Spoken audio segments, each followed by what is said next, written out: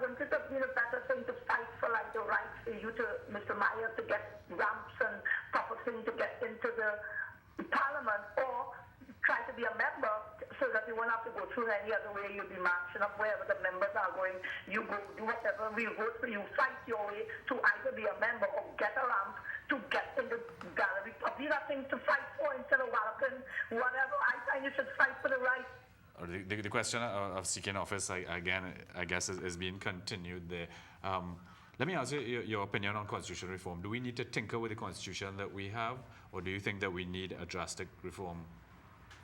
I think we need a wholesale reform of the constitution. I know there are people who think otherwise, but we need electoral reform.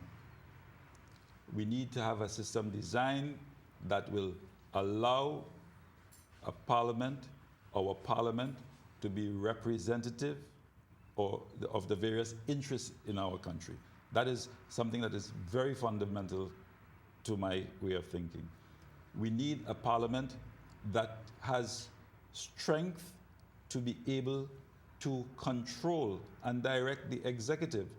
We cannot continue having a situation in which the executive of the country rides roughshod over the parliament, does all manner of things that, I mean, you take, for example, the whole committee system. They have distorted that in such a way that not only do they control the floor of the parliament, they control all the committees of parliament, and they simply do whatever they wish. That, to me, is not democracy. Some would say that you enjoyed the same powers when you were in government, that the executive could run roughshod over the parliament when you were there, and nothing was done to change that. But we didn't. We did not ride roughshod. Apart from which, I want you to remember, and the country must always put into context, that the ruling party of this country has been in power for over 40 odd years. The time spent by the NAR is merely a blimp or a blip, you know, in the context of the historical development of our society. Even when the UNC, that represents just a small portion of the historical part of our country. Mr. Myers, executive presidency, yea or nay? That is an interesting question.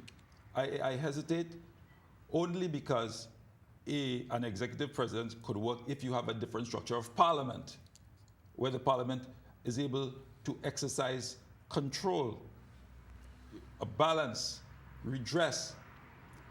However, I do believe in our country we need to have a situation in which there is a head of government and a head of state. I do not believe that we ought to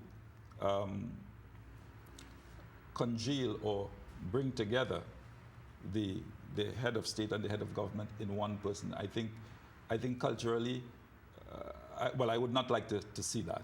Do you feel that the intent is to maximize the powers of the leader as it currently stands, if that was to change was to be made? Look, there are a number of actions that is being undertaken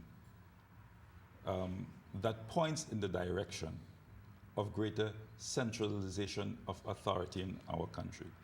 I alluded to the abolition of local government. It is happening very surreptitiously. People are not paying attention to it. The local government reform really makes what is called local government agents of the central government. When you put the property tax with that, whatever little monies that were collected by the local government now all of it goes into the consolidated fund, so that, you know, there is always a pulling of power onto a single individual, a single person in the person of the Prime Minister. Would you have been more satisfied if the property tax was to accrue to the local government bodies and then they could spend it as they saw fit? That is where I believe it properly belongs. So for example, When Minister Imbert spoke about Act 21 of 1990 and how the NAR allowed, some higher taxes within the local government area, what he did not say was that we were seeking to empower local government. And if people in a particular area decided that they want a particular tax because that tax is being used for their benefit, then that is their right. I am certainly interested in seeing very strong local government. Under the NAR, we increased the number of local government areas. This government has systematically taken away from local government. And people must understand that government is most effective at the community level. And we must always be moving to deepen our democracy at the community and local governments levels. You have heard what the government members had to say on the property tax in particular. Just finally, that the tax may be about $1,000 per household. That is an average being given out, that it might not increase to the percentage that some people thought, and that some tax rates will actually go down. Was there anything there to lead you to believe that you now support that legislation? Well, they would also say that they see nothing wrong with Udicot. Do you accept that? We are in a situation, and I think Raleigh said something which I think is very important, and they ought to listen to it. It's something that I feel is extremely important. Nobody but themselves, nobody but the government themselves, trust them. They cannot be trusted with the monies of our country.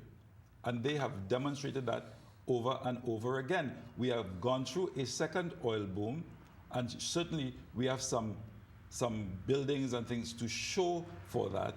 But this thing is going to be in the tail, because not only do we not have the infrastructural support required, we do not have the maintenance capability either.